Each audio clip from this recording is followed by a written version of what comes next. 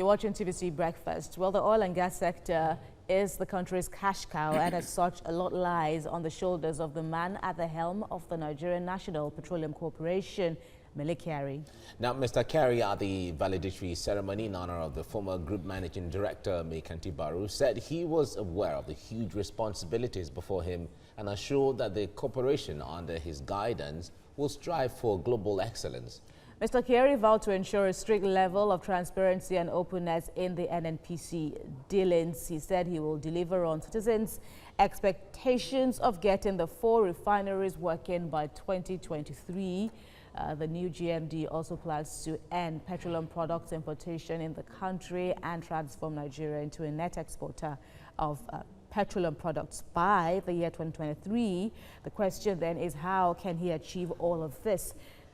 Joining me now in the studio, oil and gas expert Bala Zakka for more insight now on this issue. Indeed, Mr. Carey has a lot on his plate. Correct. Talking about this 2023 mandate now to get the 4 refineries working. I mean, how feasible is this for you?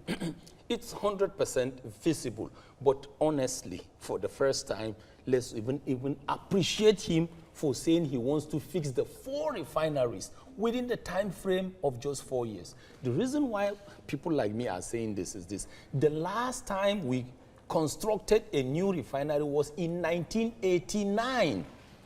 From 1989 to now, 2019, you're talking about 30 good years. From that time Absolutely. to now, we've not been able to construct 1 additional refinery in 30 years and have not even been able to maintain even the ones we inherited in 30 years. So if somebody is coming now and is saying he can fix or maintain 4 within the time frame of 4 years, that person should be applauded and encouraged. And then the next line would then be, you know, what do we have in place to guarantee that this 4-year thing that he has given himself, you know, is actualized? It's achievable because he's talking about just maintaining them and getting them back to a given percentage of efficiency. So what will it take? All that he needs is the support. Remember, he wasn't just appointed, he also had supporting lieutenants.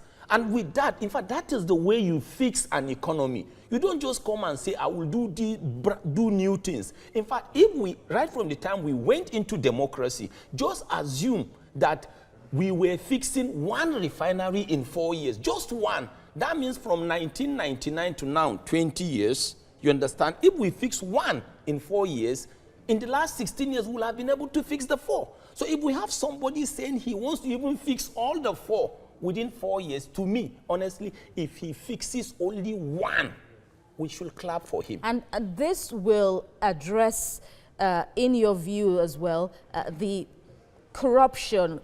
Carey has also, you know, vowed to tackle corruption, even having to come down to his family, indeed. This refinery, now, how do you target around cleaning the NNPC at a time like this? You know, it's going to be possible because all that needs to happen is let their books be open for what? For proper audit. Let other things also happen. Like we said, his predecessor started with the process of sanitizing the local oil companies, you know, by revoking 1 operating license and about 4 oil mining leases. What they need to do is to look at, because you cannot be saying you are the global face of Nigerian oil and gas industry and the local operating companies are not doing well.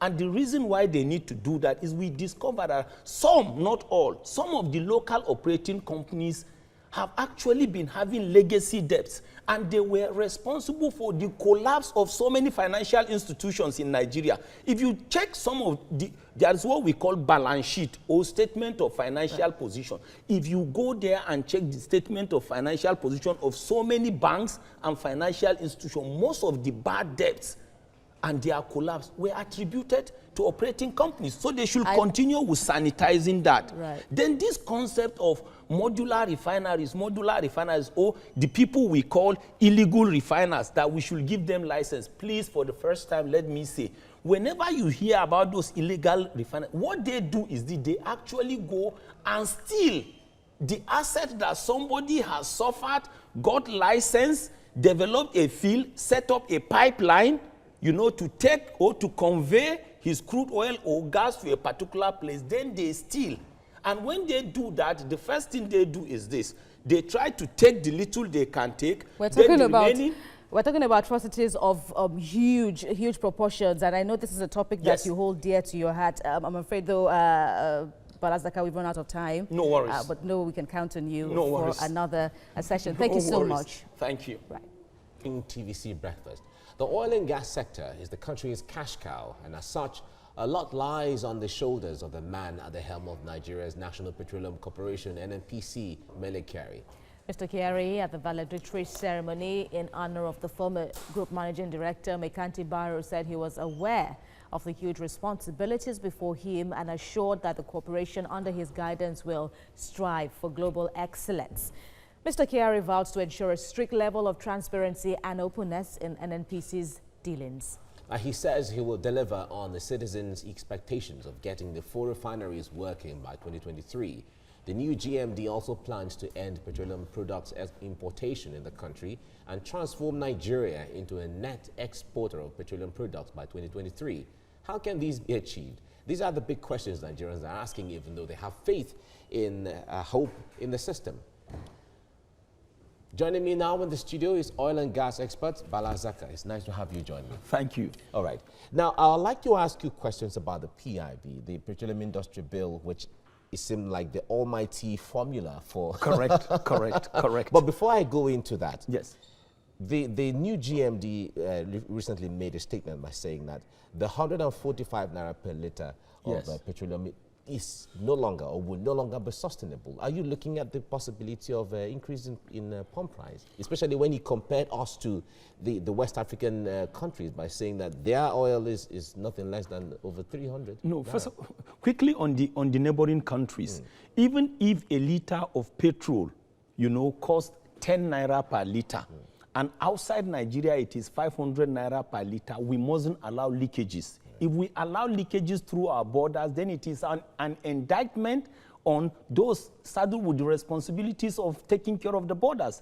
Because when you look at the current controller of customs, he has excelled and achieved in virtually everything. He has generated revenues for the government. He has been able to block, you know, importation of goods. So he should be able also to block our petrol or distillates from going out. Right. And I strongly believe by the time you sit down with him and you ask him, believe me, he's likely to tell you that no PMS crosses the border. Because if you try it once and you go the second time, he can order his men to shoot and kill you. So I don't want to believe there is something across the border. Maybe it's just the corruption internally. Oh, but do you think there's going to be fuel hike in the next... I would... if there will be fuel hike, I will not be surprised because I know the technicalities and I know the indices, you know, that will be at play. But the only thing is we can avoid them. Right. And the only way we can avoid them is by looking at the restructuring mechanisms of the downstream sector of the oil and gas industry. All right. Let's come to the PIB. I'd like us to talk about that before we leave. Good. Everyone knows, the government knows, the people know, the engineers know, the players know that the solution to all of these issues lie in the PIB, the way it is crafted. Reasonably so. But why is everyone avoiding it? No, it is very strange. But let me tell you one thing, you know. One thing I want Nigeria and everybody to understand is this. When you talk about crude oil and gas, you are talking about an international commodity and you are dealing with the global commodity. I mean, the global community. And that simply means if you're talking about PIB, laws and policies are supposed to be dynamic. But you need two things, first of all, to be in that PIB and everything is resolved. One, international acceptance, and secondly, local tolerance. When you talk about international acceptance, you are saying that because crude oil and gas is an international commodity and you are dealing with international community. So that simply means there must be international acceptance so that people can come in and contract. Then the local tolerance is because you are dealing with local Nigerians and you need to take their local peculiarities into consideration. If you marry the two, things will go. To the best of my knowledge, experience and analysis, I think there have just been three key things that have been delaying the passage of the PIB, regardless of whether you broke it into 4 or it is one document. Whole document. The first one is the power of the petroleum minister. All right. The second one is the host community. Then the third one is frontier exploration. Let me quickly talk about the powers of the minister. I wish you had all the time. I'll just quickly say it. Right. Every country you go to, minister for defense of that country must be a powerful minister. Every country you go to, minister for finance is always a powerful minister. And every country you go to, minister for energy, in our own case, petroleum minister, must be a powerful minister. So instead of whittling down the power of the minister, take your time and recruit the right person that will sit on that table and give him the powers. In national interest, and who will not abuse the powers. Okay. Wow. Okay. It's like going to the classroom right now. That's what you just took me to. we are all students. All right. Thank you very much, Bala Zakka, for that. Thank you. We hope there will be time for us to have this enlightenment as we get along. Africa is looking for leadership, and they want Nigeria to lead. All right. We really need to lead. And we have what it takes. Correct. Thank you.